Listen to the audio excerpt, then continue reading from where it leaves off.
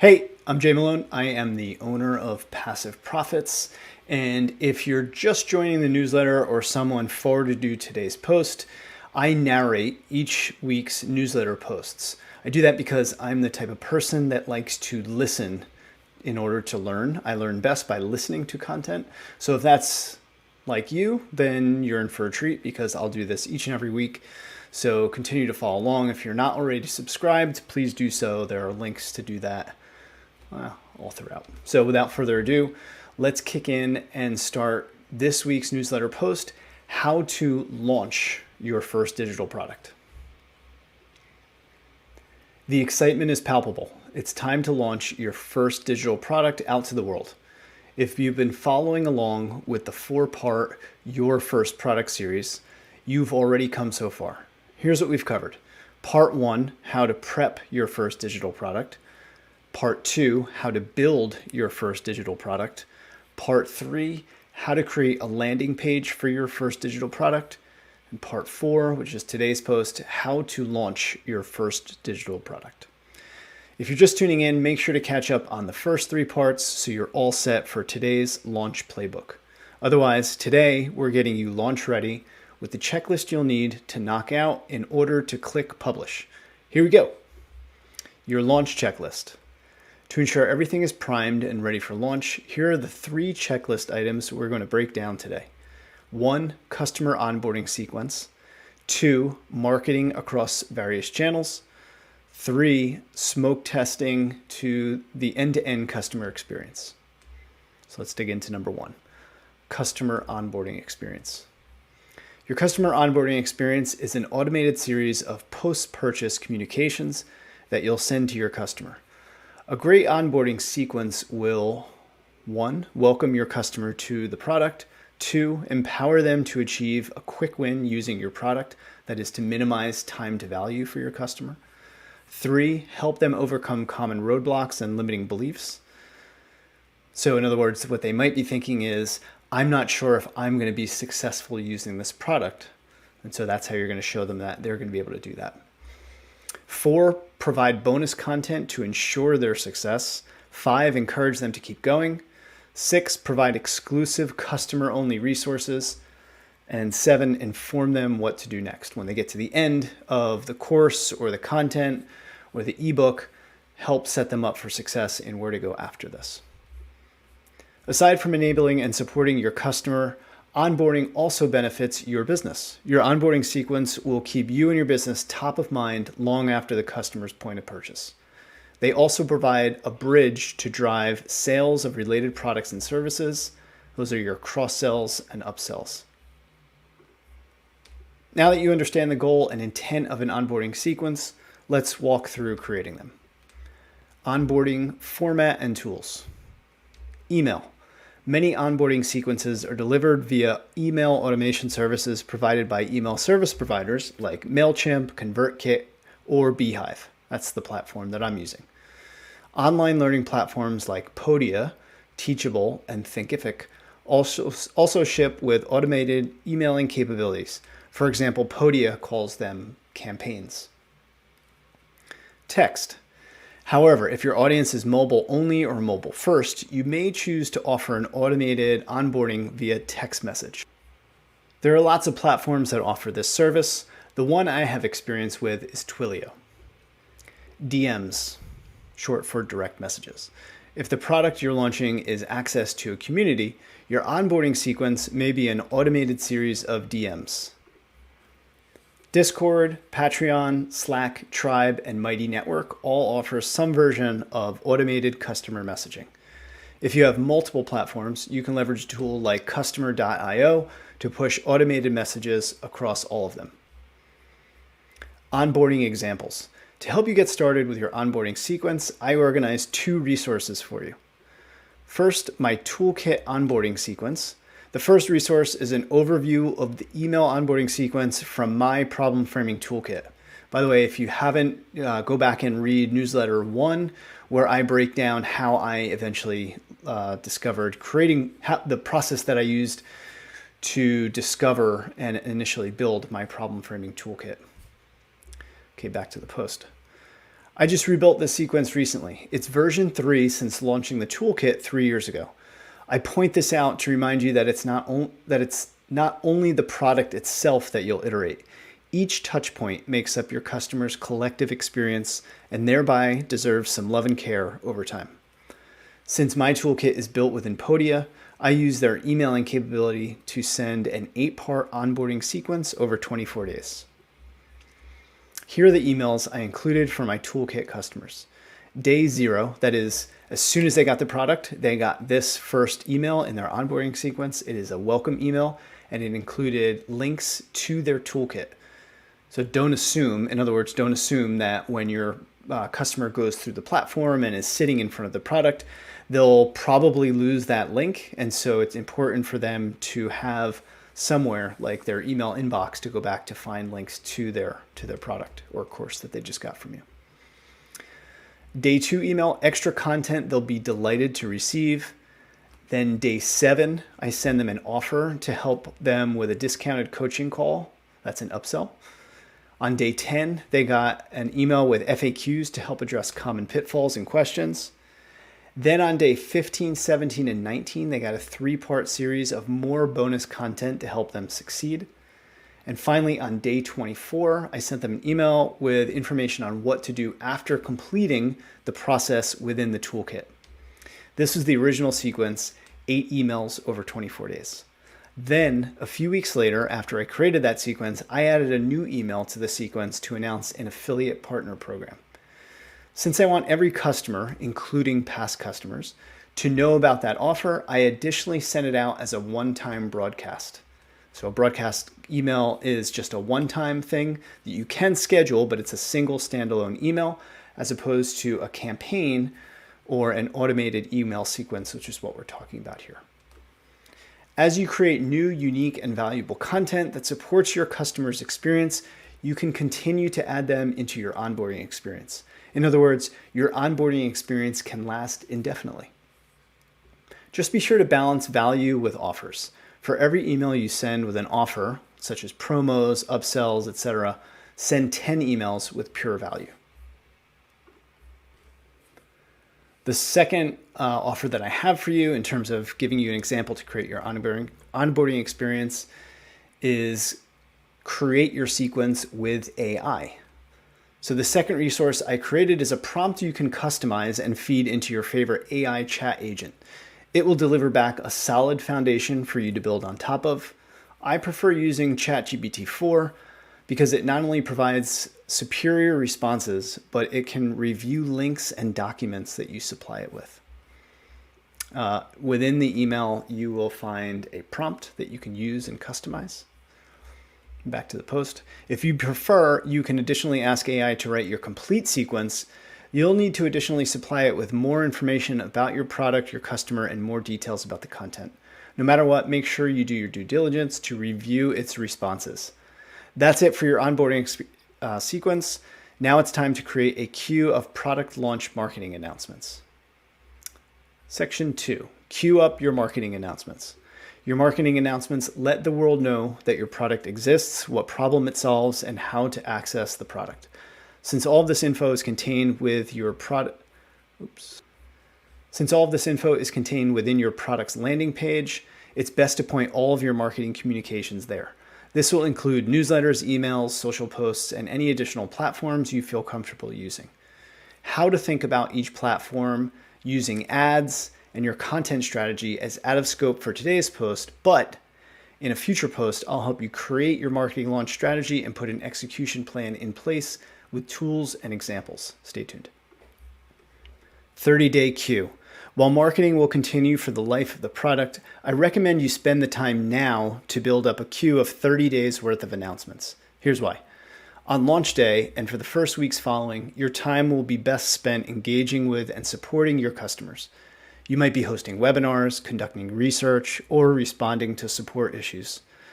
If you're additionally scrambling to create and publish announcements, not only will customer service suffer, but the quality and consistency of your marketing will drop off.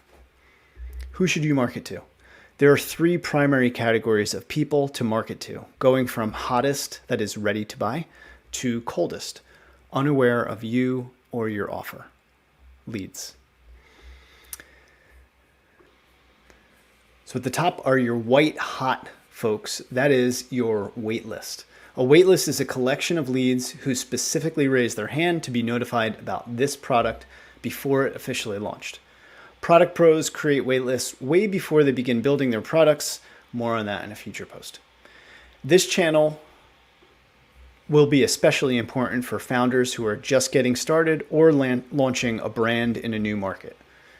Tools. There are a standalone waitlist tools. Most are simple form builders you can embed on your landing page that will collect email addresses for you.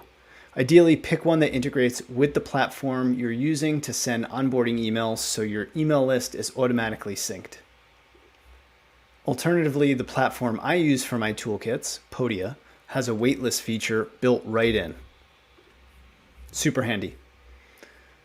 Okay, moving down is number 2, your hot/warm leads. Those are your existing leads and customers.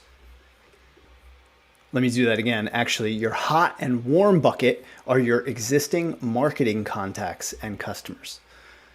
Past customers who have already purchased from you sit within the hot end of this group. You may have a CRM like HubSpot or Salesforce with their contact info or in a simple spreadsheet. They're activated and a ripe channel for you to market your new product to. On the warm end are people who have previously opted into your marketing email lists but have not purchased anything. These folks are generally interested in you and your brand. Most importantly, they're okay with letting you try that again. Most importantly, they've given you the okay to keep them informed about your new products and services. Tools. Use the email service providers we covered above to write and schedule these broadcast emails. The third and final bucket are your warm/cold leads. These are your social contacts. Platforms like LinkedIn, X or Twitter, Instagram, and Facebook are discovery engines you can use to prototype your product ideas, build relationships with future customers, and showcase existing customer success stories. Your warmer contacts will be first-degree connections, especially those you've typically or recently DM'd. Focus here first. As you move outward to second and third-degree connections, you go from warm to cold. The trick to activating these folks is to help your first-degree contacts see and engage with your posts and announcements. The more they do, the more they'll drip out to those second and third-degree rungs. Since social media marketing can be an entire newsletter in itself, we'll dig into specific subcategories in future posts. For today, I'll encourage you to choose one platform and go all in. Tools. There are a gazillion social media planning and publishing tools. I've tried many of the aggregators such as Buffer, Hootsuite, Sprout, Social Pilot, and Agorapulse. My next stack were tools specifically for LinkedIn and Twitter. For LinkedIn, I've used Taplio, or alternatively, you can try Shield App, which is just pure analytics. It doesn't let you do scheduling as of November 2023. For X, I've used Tweet Hunter. Alternatively, you can try Hypefury. However, I've learned the hard way that social media platforms will shadow ban you, Google that, for using tools that fall outside of their policies. To be most safe, just post directly within the platforms. Most provide you the ability to schedule future posts, because remember, we're talking about building up a queue of 30 days worth of posts. In a future post, we'll talk about another important marketing category that got cut from today's post. That is the category of partners and affiliates. And there's probably another one in there, which are just your friends, which is one that you have to tread lightly because you don't want to just be blasting out friends and family with random stuff that they don't know or care about. As we wrap up the marketing announcement section, I'll leave you with one final resource in case you really want to go down the rabbit hole. Check out Alex Hormozi's $100 Million Leads course, and there's a link to that. And now that your onboarding sequence and marketing announcements are ready to rock, it's time to test everything, the final step before officially launching. So section 3 is smoke test. During a smoke test, and by the way, smoke test comes from the world of technology, where it would be one final pass that we would do right before publishing technology solutions out to market. We'd call that a smoke test. So during a smoke test, you'll play the role of your customer, starting from their very first touch point through checkout and onboarding. First touch point. By first touch point, I mean the ad, newsletter, email, text, or social post that serves as the first impression that alerts your prospective customer about your product and brings them to your landing page. For example, as part of my Toolkits launch plan, I created several marketing emails that dripped out over several weeks. Before blasting them out, I sent myself several rounds of tests to ensure everything worked as expected. To do that, I sent the emails to one of my personal email accounts. I made sure it was received and that everything read and rendered well on multiple browsers and devices. Most modern email service providers provide premium features that will do this for you. If you can afford them, use them. And then still run this manual test. Click all the links, reply to the email, perform every possible action your customer might take having received that email. Additionally, make sure the links work for anyone and everyone by two-finger clicking or right-clicking and choosing Open Link in Incognito window. This is called private browsing on Firefox and Safari and in private browsing on Internet Explorer. Taking this extra step will catch any issues related to browser cookies and logged in states. Landing page. As you click through in the test announcements you sent yourself, they should all be pointed at one place, your landing page, which takes us to the next step in your smoke test. Review your landing page to ensure, this is a little list for you to walk through, that you've included 1, captivating headline, 2, engaging visuals, 3, compelling copy, 4, social proof, and 5, your CTA or your call to action. Additionally, check your landing page that your CTA works as it intended, allowing your prospective customer to 1, subscribe or sign up, 2, access or download, 3, check out or purchase. Post-conversion checks. After clicking the CTA in your landing page, you'll be ready to check your post-conversion steps. Here's a list that you're going to run through. Were you able to get through any authentication steps, such as double opt-ins, CAPTCHAs, and checks for humanity? You know, the little pop-up that says, I'm not a robot, or I'm a human. Are all of your payment methods working as expected? Are your coupons/discounts working as expected? Are your cross-sell/upsell offers displaying correctly? Can you purchase them successfully? Are all parts of your product intact, working, visible, and available? Are your audio and video files playing correctly? Are your downloadable files accessible and downloadable? Did you receive any content you promised to send out? Did you receive notifications about new signups and support requests? Do you receive your day 0 onboarding email/message? What about the next one? By the way, you can manually trigger the remainder in your email sequence so that you're not holding the launch up for weeks. Recruit 3 friends. Once you've personally checked everything, your final step is to ask 3 friends to test things out. Give yourself about 2 weeks for this step. Not only will your friends need time to take action, but you'll need additional time to fix the gaps they find. More importantly, you'll probably be tempted to just say, F it, and launch your product. Don't do that and jeopardize all the hard work you've put into this. Maybe you're over it. Maybe you just need to get back to your business. I get all of that. But being impatient when your steps from the finish line is careless. I'm not recommending that you remain stuck here for weeks seeking perfection. You want to reach the point of your product being good enough. If you're anything like me, you'll be overly critical of your own work, and that's exactly why your final step before launching is to recruit 3 friends who will be far more impartial and objective than you. Here are 9 best practices I organized for you. 1, choose friends who most resemble your ideal customer, if possible, of course. 2, choose people with a knack for the details and giving candid feedback. Avoid the aunt who loves you no matter what you do. Go with someone that will give you a little bit more honest assessment. 3, offer them free access, of course, and any additional perks. Those are optional, like Amazon gift cards or anything else you think of. To minimize bias, share bare essentials about the product, what it's about, and who it's for. That's about it. What you're trying to do is like avoid long stories. Number one, you're just going to distract them from the job that you're giving them. But two, you also don't want to like oversell it and overhype it, because you just want them to give you the facts about what's working and what's broken. 5, giving them an overview of the steps they'll go through so they know what to look out for. In other words, you're going to sign up, you're going to get these 5 emails, then you're going to do this, then you're going to get to this thing, and that's about it. 6, ask them to focus their feedback on functionality. This is a sanity check. Don't give them specific instructions, like, for example, be sure to click this thing, and when you get this email, do these 2 things. Just let them naturally engage and see what happens and comes up. Ask them to use Loom to record their experience.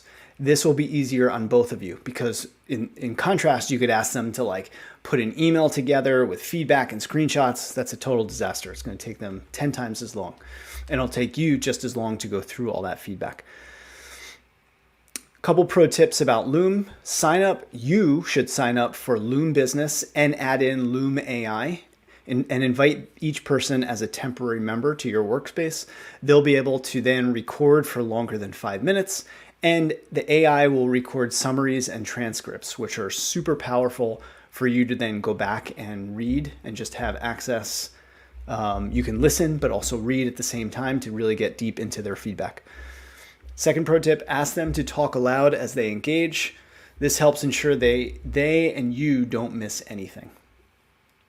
When you're all set, send them your announcement, which is your first touch point, and then they're off and running.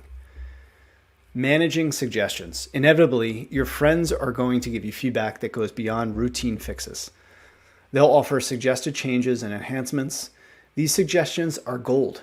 Thank them for every last idea and opinion, but here's the thing to keep in mind. A minor percentage of their ideas will be grand slams that you hadn't considered and are worth delaying your launch for.